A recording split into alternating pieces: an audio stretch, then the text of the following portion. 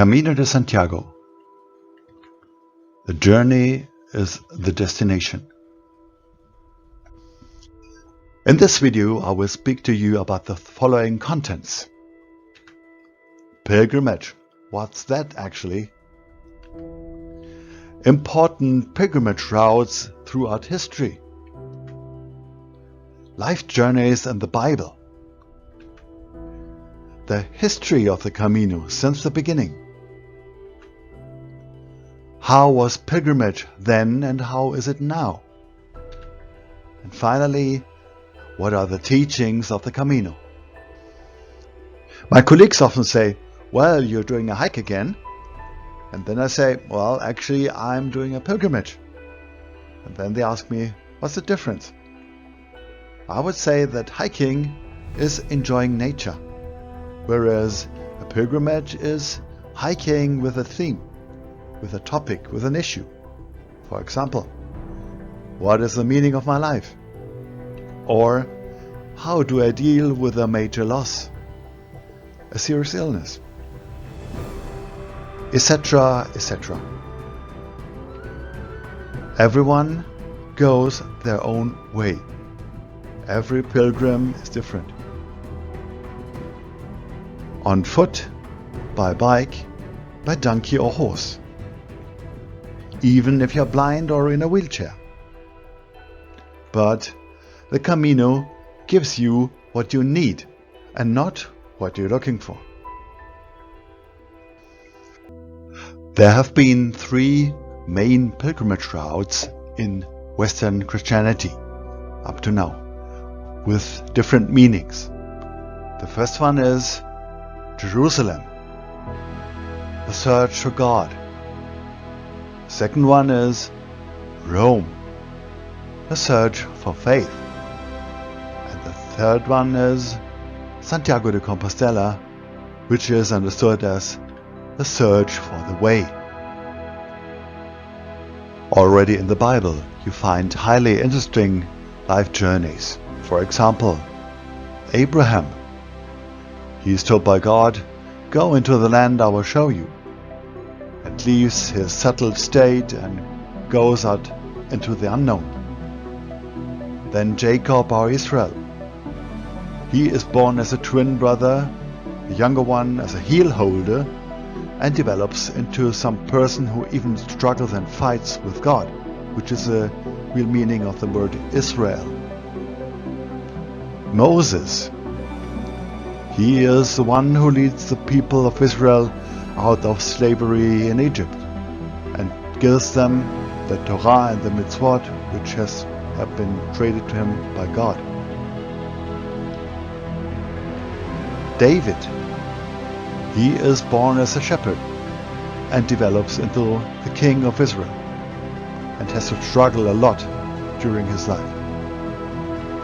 Finally, Jesus or Yeshua, who walks through the Holy Land for 3 years and shows the way to God. In order to understand the history of the Camino, you have to know something about the Roman Empire, the Imperium Romanum. At the top of this empire stood the emperor, who was called Patronus, a kind of great father for the whole people. He kept his subordinates happy with gifts and gave bread and circus games for the people in order to keep the population, the Roman populus Romanus, satisfied. Julius Caesar was the first emperor to be worshipped as a god, and the idea was given to him by Cleopatra, the Egyptian pharaoh at this time. And he installed the Lex Julia Majestatis, which said that rebels against the emperor, especially in the colonies that were conquered, were to be crucified. What was the situation in the Holy Land 2000 years ago? You had a brutal oppression by Rome and its vassals, the Hasmonean dynasty, starting with King Herod and his descendants. So the people hoped for the Messiah, who had been predicted by the prophets Isaiah, Micah and Daniel, etc. And this Messiah had to be a descendant of David, a Nazor, and also a savior, Netzer. He would restore the reign of David, the kingly dynasty of David, exactly speaking. And he should defeat the enemies of God, the Romans of course, and found an era of world peace, where all human beings would turn to God. And a special role in the prophecies is played by the temple, which at that time still stood until its destruction in the year 70. Around the year 26 CE, a man rises in Israel in the north, in the Galilee area. His name is in Hebrew Yeshua Nosri, or in English Jesus Christ. He teaches that with him the reign of God has come, and says, metanoite, change your life. He teaches and lives total trust in God. And he also teaches active love of God in the sense of the Shema Yisrael, the Jewish prayer, and active love of one's neighbor. He also claims to be the Son of Man, as foretold by Daniel, or the Messiah. He is crucified by the Romans in accordance to the Lex Julia, which we have learned to know earlier. And he is resurrected the third day, and his resurrection is discovered by women, which is special because women didn't play a big role in the society of that time.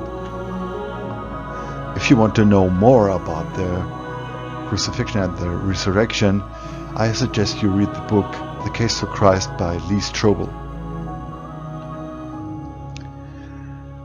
After his resurrection, he sends his disciples to spread the gospel to the ends of the world.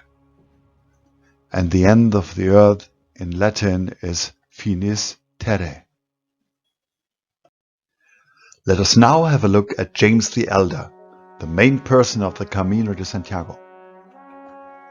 His name in Hebrew was Yaakov. In Latin this is Jacobus, and later in Spanish it became Santiago. According to the Gospel, he was a son of Zebedee, a rich fish trader from Lake Kinneret, from Bethsaida, and a Salome. And from the Gospels we can deduce that Salome was a sister of Mary. So this explains why James and his brother John became so easily disciples of Jesus. Actually, they were the third and the fourth disciple of Jesus. And Jesus called the two Boanerges, which roughly translates sons of wrath. The two were part of the innermost circle of the apostles, and they both experienced the transfiguration of Jesus on Mount Tabor, where his clothes began to shine white like the sun, and where Moses and Elijah appeared to him.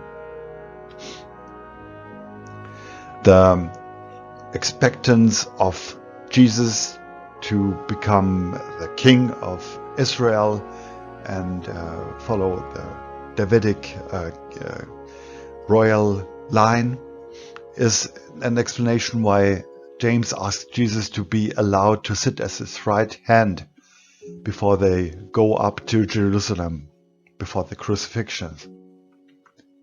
And Jesus answered him, well, can you drink the cup which I am going to drink?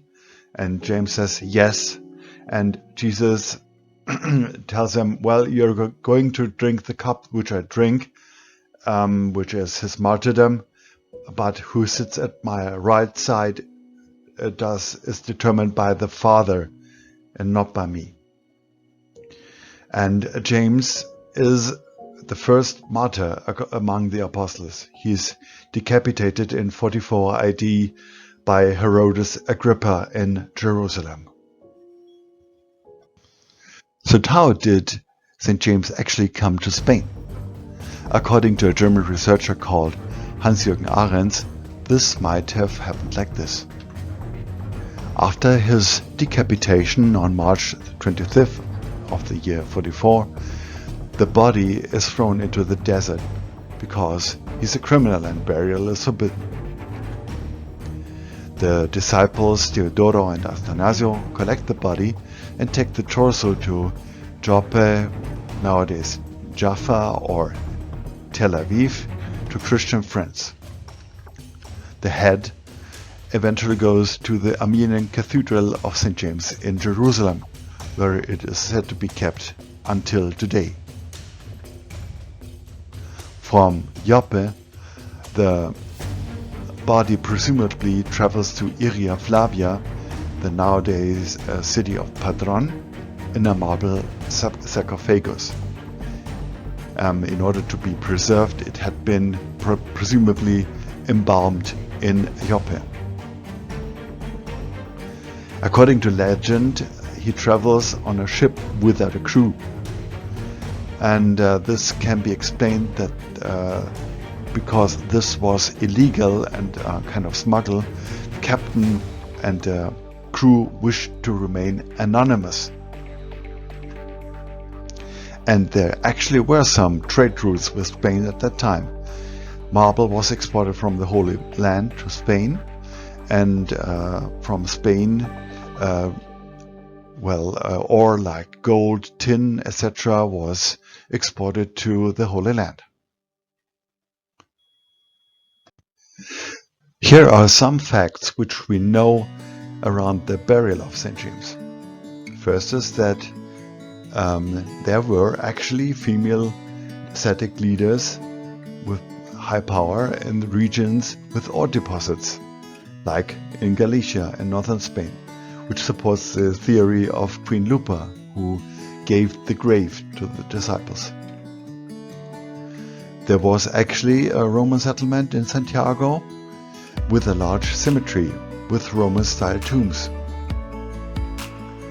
And because Galicia doesn't offer any marble as building material, only granite, there was a high demand for this material as building material. So presumably the burial took place 40 days after the beheading. Which leads us to July 25th as the day of St. James, which has been transported until our times. So, what legends do we know about St. James and his burial and his grave? The first one is the so-called Breviarium Apostolorum, a book written in the late 6th century in the southern France or northern Italy. And it says that St. James preached at the western end of the world, Finis Terre, in Spain. And it tells us that the grave is in a place called Achaia Marmarica. And in the early Middle Ages, you find some writings which reference the grave as sub arcis marmoricis,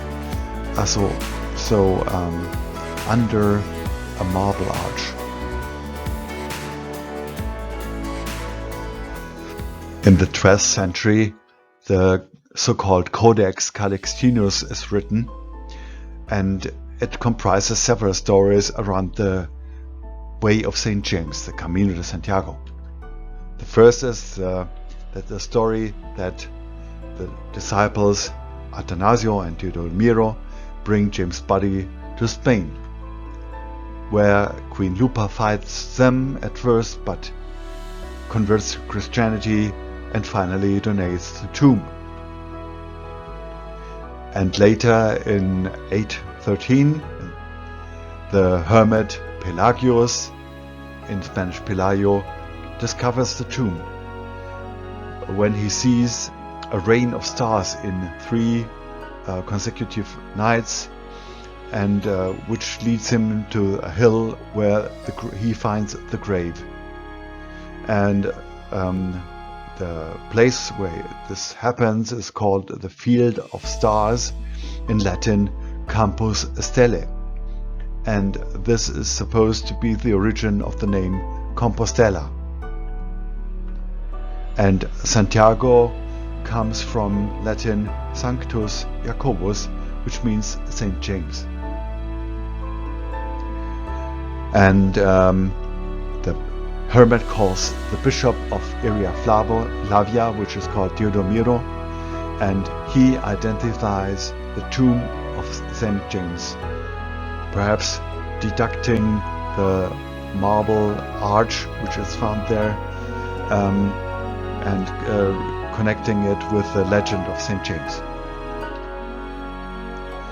And this bishop informs the king of Asturias, King Alfonso, and he travels as a pilgrim from Oviedo, and he makes the first pilgrimage. So this is the origin of the so-called Camino Primitivo, and King Alfonso then donates a chapel. And the Codex Calixtinus also contains the first description of the Camino Frances. The rise of the Camino. In the Middle Ages, thousands of pilgrims from all over Europe do the pilgrimage to Santiago de Compostela. The chapel soon becomes too small and has to be rebuilt as a cathedral, and at times the pilgrims are even asked to carry rocks with them for this construction. There are legends about Charlemagne, the great Frankish ruler, and his follower Roland, who is attacked in the Pyrenees and killed. And perhaps if you have started the Camino from Saint-Jean-Pied-de-Port, you have come across the Roland's Fountain before the Spanish border, where he was killed. The pilgrims from the kingdom of the Franks give the new route from east, from the Pyrenees to Santiago, its name, the Camino Frances, the way of the Franks.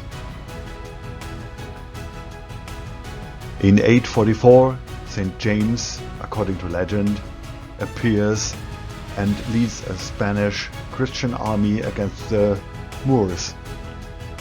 And so he gets a new name, the Matamoros, which is the Moor Slayer. And this is the kind of the start of the Reconquista. The southern part of Spain has been conquered by Moorish Muslims, and the Christian kingdoms in the north, in the following centuries, they conquer the country back. And this is called Reconquista. And after Spain is Christian again, and Spanish colonize Latin America, Santiago is also invoked in Latin America in the fight against the indigenous peoples, for example in Peru. On the Camino, with the time, there is a great cultural exchange. When the Spanish conquer cities like Toledo and Salamanca with great universities, where the Arabs have translated Greek philosophical writings and Greek knowledge into Arabic, and so the Greek knowledge is rediscovered, and from there comes the fundament of the Renaissance of Europe. What did pilgrimage in the Middle Ages actually look like? At first you had the following utensils with you: a coat, which served as blanket at night, a shirt, trousers or something similar, then a belt for your coins, a pilgrim's hat, a staff, which was also used as a weapon, a calabash, a kind of pumpkin that was used for water, then a bag for food, and possibly shoes if you could afford them. In hostels or monasteries, men and women even slept together in a room, sometimes on the floor, covering themselves with their coats. You find several stories of evil and greedy landlords in that time. And there was real danger from wolves, bears and robbers. So pilgrims joined guarded trade tracks for security reasons. Hygiene was not very common, so the Botafumeiro in the Cathedral of Santiago was introduced to mask the stench of the pilgrims. And pilgrims didn't speak any foreign languages, because there weren't any schools at that time, so they used to travel in groups from their own country. What famous pilgrims do we know from the Middle Ages? The first one is Evermarus. He did the pilgrimage in the 7th century, almost 200 years before the discovery of the grave by Pelagius. According to a chronicle, he was Frisian, from nowadays Belgium or the Netherlands, and he was killed in 690 near Rutten in Belgium. When he returned from his pilgrimage, he was robbed and killed by local residents. Francis of Assisi. He did his pilgrimage in the 13th century, exactly in 1213. In a link on the right side, I will show you my video which I made about him, also in English. His pilgrimage is mentioned in the book Fioretti in chapter 4. Then we have Birgitta of Sweden, who did her pilgrimage in the 14th century. She was a noble lady, and she first did a pilgrimage on the way of Saint Olaf in Norway together with her husband. And when they traveled the way of St. James, her husband died. And she later became a nun, and she also did the pilgrimage to Jerusalem. Then we have Ignatius of Loyola in the 15th century. He was from the Basque country, and he was a soldier, and during a fight against the French in Pamplona, his legs had been broken by a cannonball, and he turned to religion and also did a pilgrimage to Jerusalem later, and he became the founder of the Jesuit order. What traces of the Camino de Santiago can you find in Bavaria, in Germany, my home country? One example is the table of the St. James brothers in the church of Mariaeck in Peiting from the 16th century. You can see it on the right. It depicts the chicken miracle of Santo Domingo de la Calzada in Spain or Barcelos in Portugal. And wherever you find churches of St. James or St. Roch, another saint for pilgrims, you can conclude that probably in the Middle Ages there was a route of the Camino de Santiago at that place. Decline and renaissance of the Camino. At the end of the Middle Ages, the Reformation by Martin Luther rejects pilgrimage and the veneration of saints.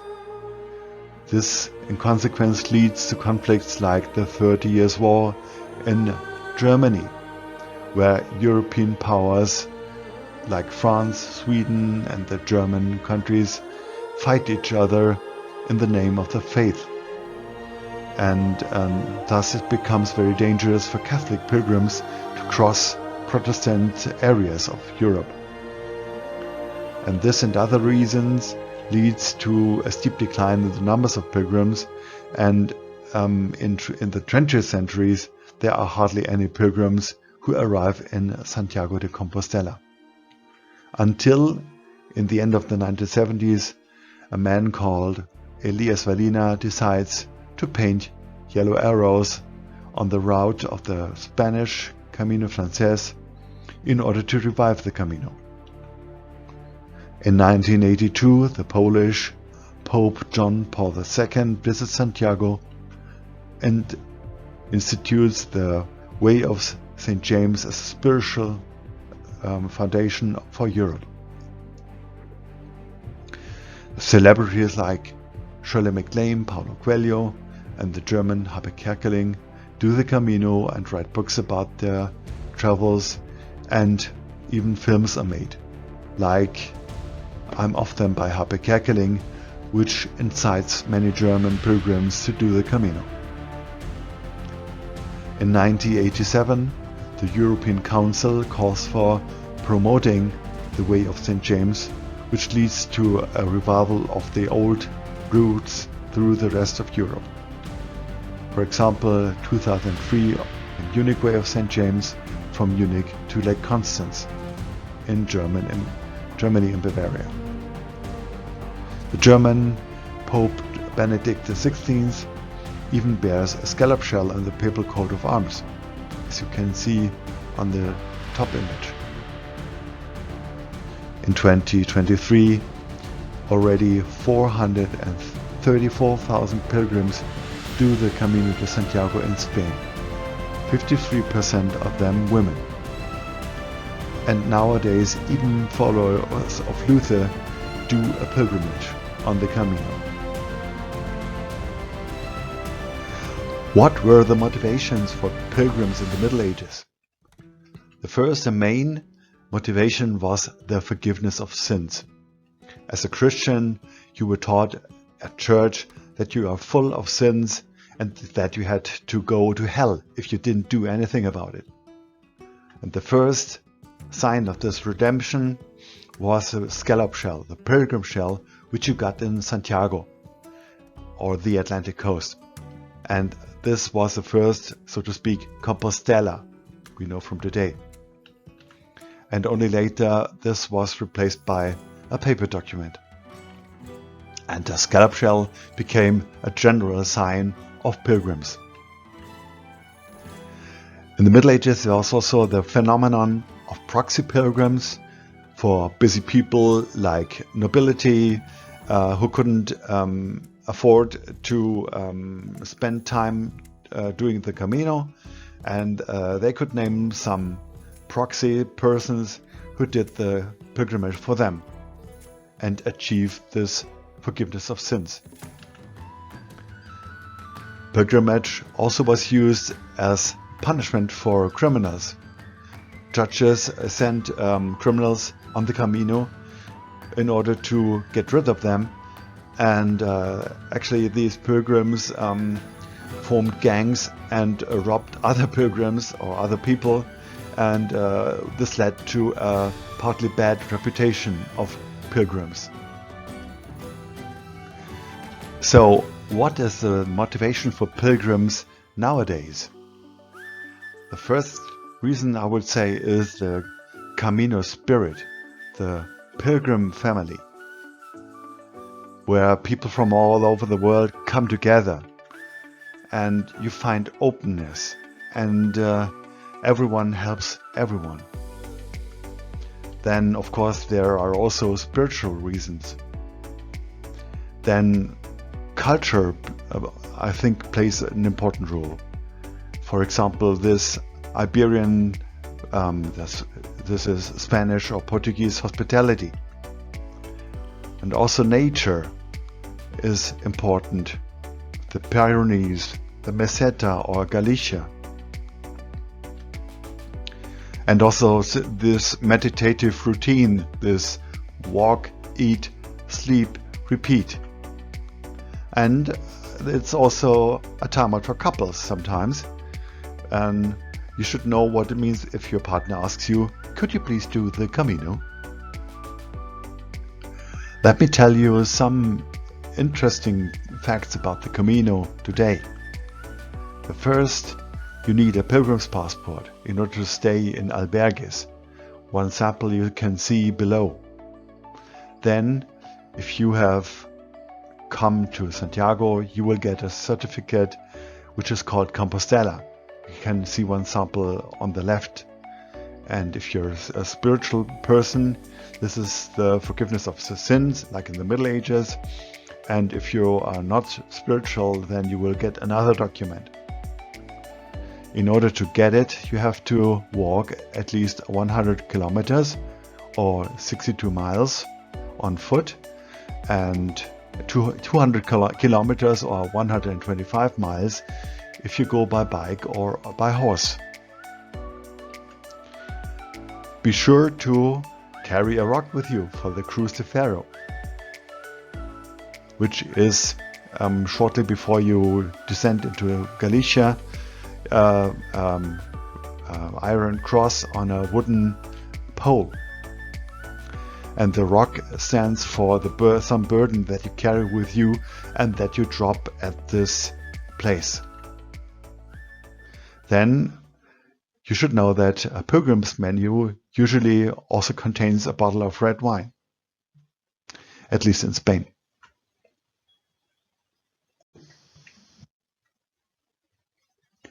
What can I tell you about my Camino?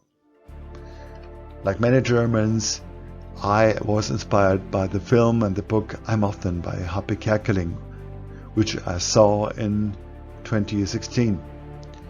And with that, I started to read every book I could get about the Camino and collect films and everything.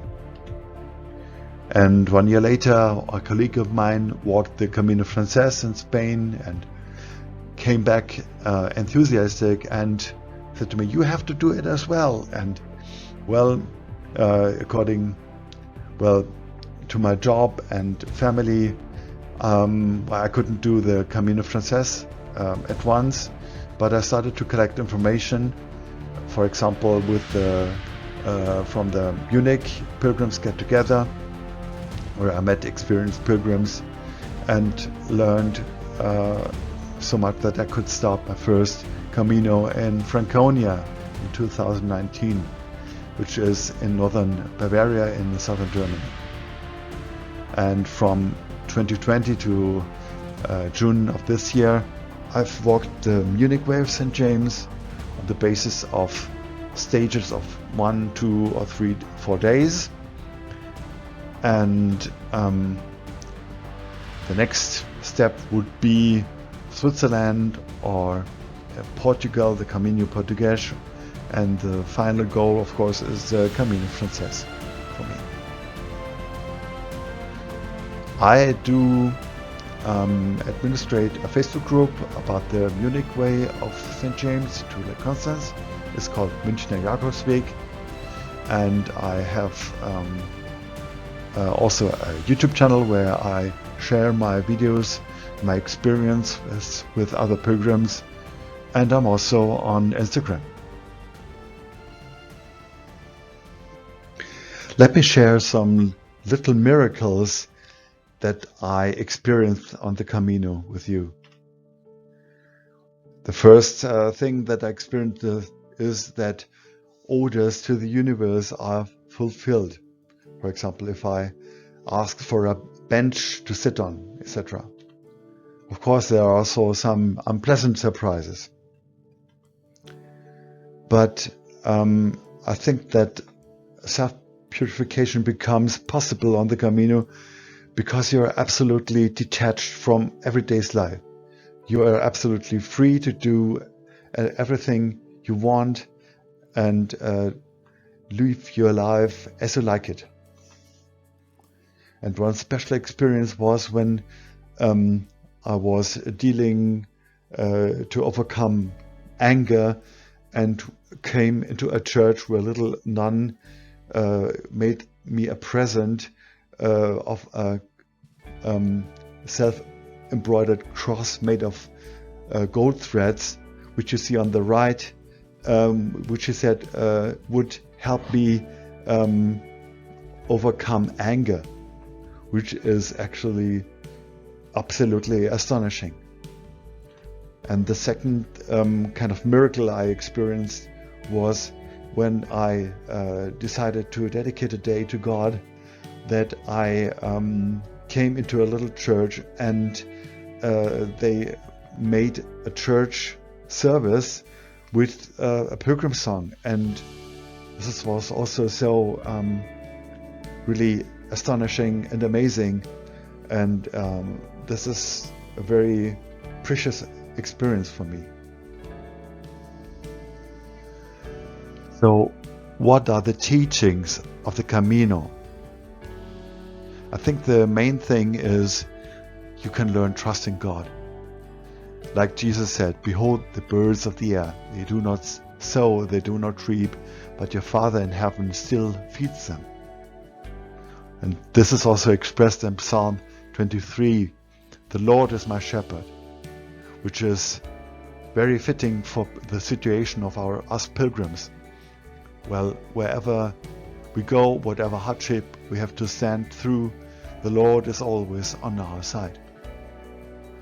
And you experience on the Camino ahava, which is Hebrew for love, and in Greek the word is agape.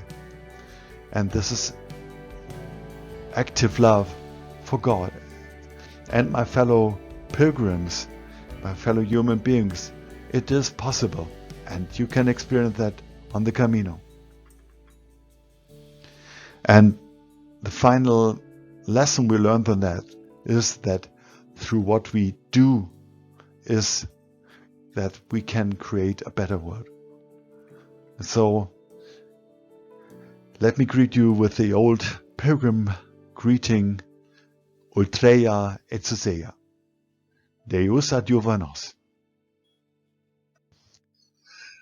As a farewell, I want to invite you to follow me on YouTube, on my channel, Jimmy's channel, where I take you with me on my Caminos and share experiences I've collected about every kind of knowledge you might need on your Camino.